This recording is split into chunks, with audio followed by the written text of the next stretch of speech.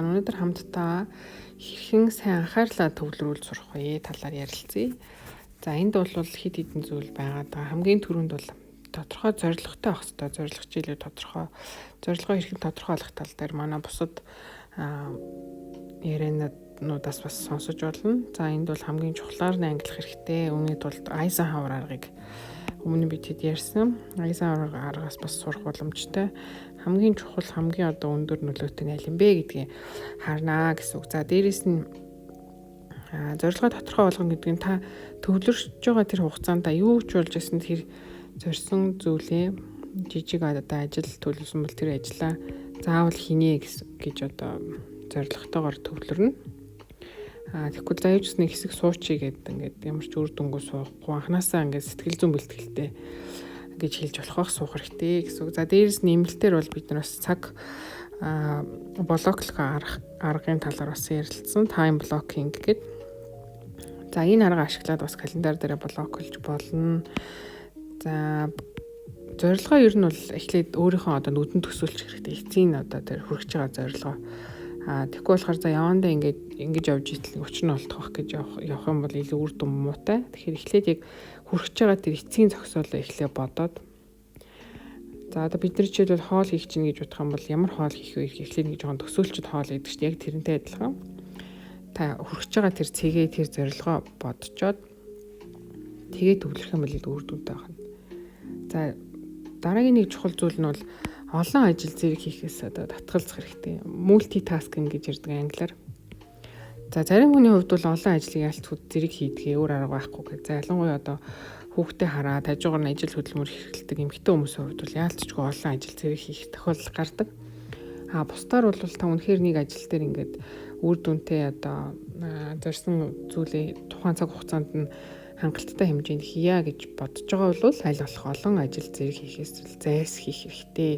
Хүний тарих угаасаа олон ажил зэрэг хийхэд ерөөсөө зориулагдаагүй.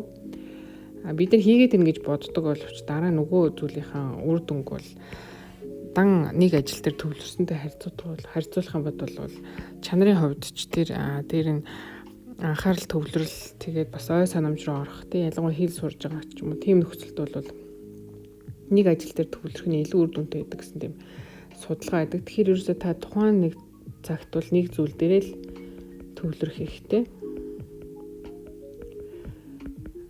За тэгээ өөрийгөө сатааруулж болох янз бүрийн шаардлагагүй мэдээллүүдээс бас зайлсхийх хэрэгтэй. За энд болохоор бид нар сошиал медиагаар явж идэг ингээл орохоор доош нь скроллдох болгонд л ингээл янз бүрийн эерэг сөрөг мэдээлэл, хвчлэн сөрөг мэдээлэлүүд гардаг гэдэг. Тэр мэдээллүүдээс өөрийгөө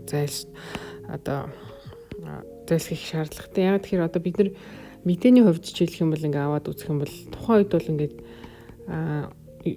за Монголд юу болж ийн, дэлхийд юу болж ийн, хотод юу болж ийн ч юм ингээд илүү цаг үетэйгээ хүлний хэлээд мэдээлэл аваад байгаа юм шиг боловч хэдэн өдрийн дараа, хэдэн сарын дараа энэ мэдээлэл нь яг бидний амьдралд үнэхээр нөлөө олсон байдгүй гэвэл үгүй байдаг. Ихэнх тохиолдолд бол цаг өрсөн л нэг төрлийн зүйл болсон байдаг. За энийг болохоор яг хүн болго янз бүрийн өнцгөөс харах бах. За тийм мэдээлэл авахгүйгээр яаж бид нар хүмүүсийн дунд байх юм бэ ингээд юу болоод байгааг мэдэх хэрэгтэй шүү дээ. Үнэхээр зарим мэдээлэл бол хэрэгтэй байдаг. Жишээлбэл зам гүр хаасан ч юм уу эсвэл янз бүрийн хууль өөрчлөгдсөн гэх тийм төрлийн мэдээлэлүүд бол та авах хэрэгтэй. Хамгийн гол нь хэрэгтэй иргүй мэдээлэл авч гинүү гэдгээ тэр чинь таныг бас өөрийн чинь төвлөрж сууж байгаа тэр цаг хугацаанаас багасгаад байна уу гэдгээ бодох хэрэгтэй гэсэн үг. Хороогоод байна уу гэдгээ бодох хэрэгтэй. За өөрийгөө урамшуулах нь бол нэлээд чухал. Ялангуяа төвлөрч ажиллаж байгаа хүний хувьд бол хүмүүс ингэдэг нэг ажил төвлөрөөл нэг эсвэл хэл сурахаараа нэг хэсэг хугацаанд нэг 2 сар ч юм уу суужгаад за ингээд үр дүн хүлээгээд идэг. Тэгээ энэ бол яг энгийнээр бол бид нэр мод тариад за нэг алюминий мод тарилаа гэж бодъё. Тэгээ алюминий мод тэр дороо тийм том болчихгүй гэтэл бид нар алюминий модныхаа үрийг нь л газар дөнгөж булчаал маргааш нь ингээл сагсаа барайл альма хураах га зогсдгүй шүү дээ. Яг тэрнтэй адилхан бид нар альва нэгэн төвлөрөл ажил дээр төвлөрөө тэрнээс үр дүн хүлээж аваад маш хүлээцтэй л ах хэрэгтэй гэсэн үг. Тухайн ажлаа тухайн модоо үр жимс өгтөл нь төвчээртэй хүлээгээд яг тогтмол услах ёстой. Тэгэхгүй бид нар модныхоо үр жимсийг дөнгөж хийчихэл маргааш нь ингээл сагсаа барайл нөгөө дөнгөж булсан модныхоо үрийг ухаж гаргаад л урагч нь юу яаж нэг үзээд дэвлэнгүүч урахгүй штэ. Яг нэг ус буслахж байгаатай бас адилхан. Байн тагийг аваад дэвлэн ус буцалтгүй те. Тэгэхээр ерөөсө өөрийгөө урамшуулаад төвчээртэй тэгээд баг алхмаар өөрийгөө урамшуулаад явах хэрэгтэй гэсэн үг. За дээрэс нь жижиг зүйлүүд байгаа анхаарах. Тэнд болохоор орчин чухал мэдээж хэрэг та төвлөрж байгаа бол танд чимээгүй орчин хэрэгтэй, аль болох тухтай орчин хэрэгтэй. Болж өгвөл эмх цэгцтэй байх хэрэгтэй. Ялангуяа ажлын ширээ эмх цэгцгүй байхаар таныг бол маш их сатгааруулна, хооггүй байх хэрэгтэй. Хүний тарих угаасаа ийм бохор орчинд бол анхаарал төвлөрөл бол муу байдгаа гэж судалгаа байдаг.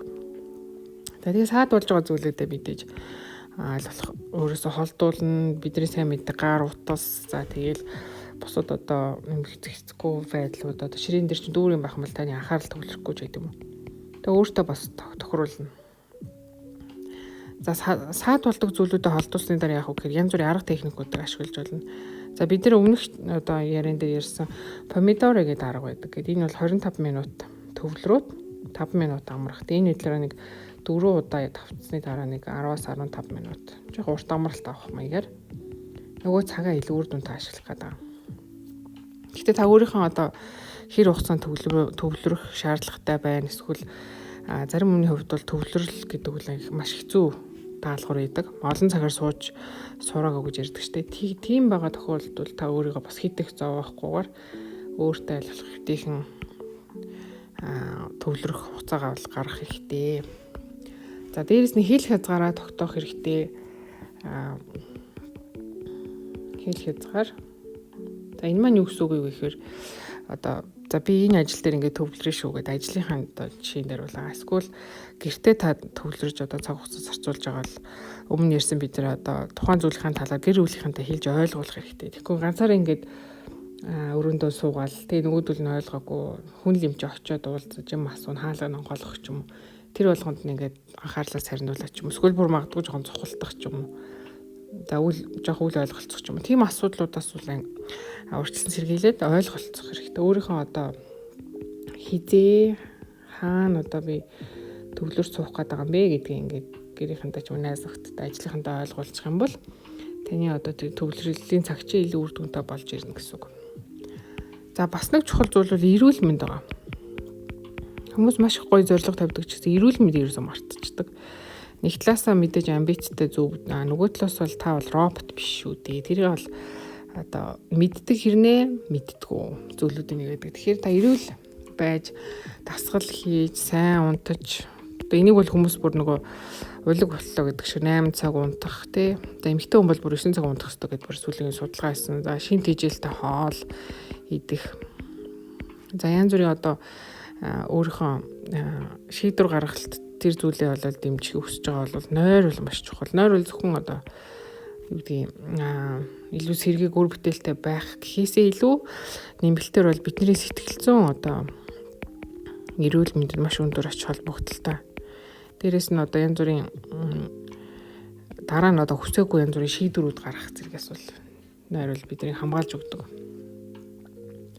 За эрүүл мэндтэй холбоотой нэмэлтээр бас бясалгал маш чухал. Сүүлийн үед бол бясалгалыг йогыг бол хүмүүс маш их ярьдаг болсон, үр шимийг ойлгодог болсон. Тэр дундаа бол mindfulness бясалгалыг бол дэлхийд даяараа бол маш сонирхож их ашигладаг болсон байгаа. Mindfulness нь бол ер нь бол буддын шашнаас санаа аваад яг клиникийн орчинд буюу яг эмнэлгийн орчинд туршилт хийгээ. За ер нь mindfulness гэдэг бясалгалыг хийвэл эрүүл мэндэд хүртэл сэтгэл зүйн эрүүл мэндэд хүртэл юм нөлөөтэй юм байна. Хүний би буцаад ингээ эрүүл болоход ч гэсэн нөлөөлд юм байна гэдэг ийм судалгаанууд хийсэн үндсэн дээр бол гаргаж ирсэн. Ямар нэгэн шашинтай бол хамаарал байхгүй цэвэр одоо цагтаа төвлөрөх тийм бясалгал байдаг. За тэгэхээр энийг бас сонирхож үзвэл яг тэр хүн тэртээ дэргүү маш олон ачаалал олон үүрэг хариуцлагын дунд амьдарч идэг.